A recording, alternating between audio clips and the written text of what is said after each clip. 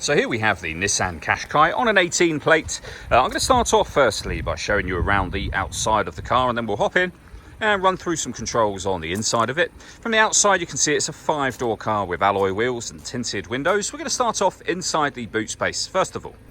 As we approach the back of the car, you can see we have reversing sensors, plenty of boot space as well, along with that 60/40 split folding rear seat, should you wish to increase this space even further again.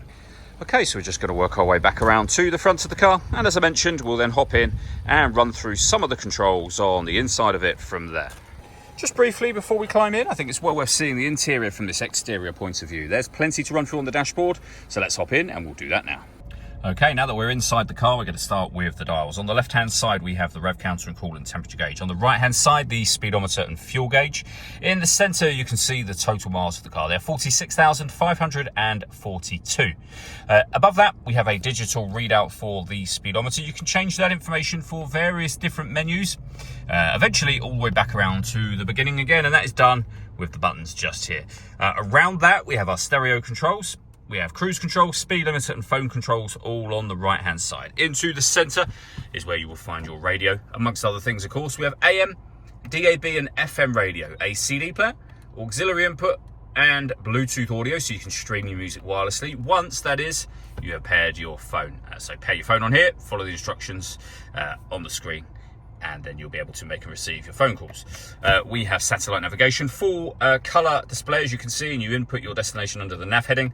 We have an info menu, a setup menu. You can see it says camera just there. If I pop the car into reverse, we have a reversing camera and a bird's eye view image of where the car is currently parked. Press the camera button, we get a front-facing camera, the bird's eye view, a front-facing camera and the front passenger side wheel.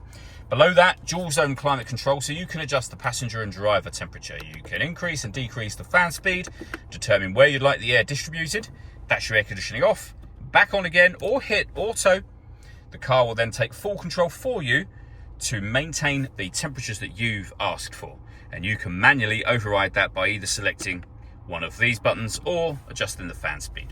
We have a 12-volt charging socket, some storage, electronic handbrake with an auto hold function, a 6-speed manual gearbox and 2 cup holders. And then lastly, the panoramic glass roof. There is a sunblind that will open all the way to the back of the rear seats. The glass section itself is fixed in place.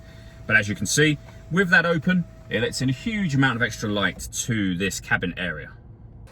All that leaves me to say is thank you for taking the time to watch this video. If you'd like to come and see the car for yourself and have a test drive, please feel free to give us a call here at Surrey Specialist Cars. We'd love to hear from you soon.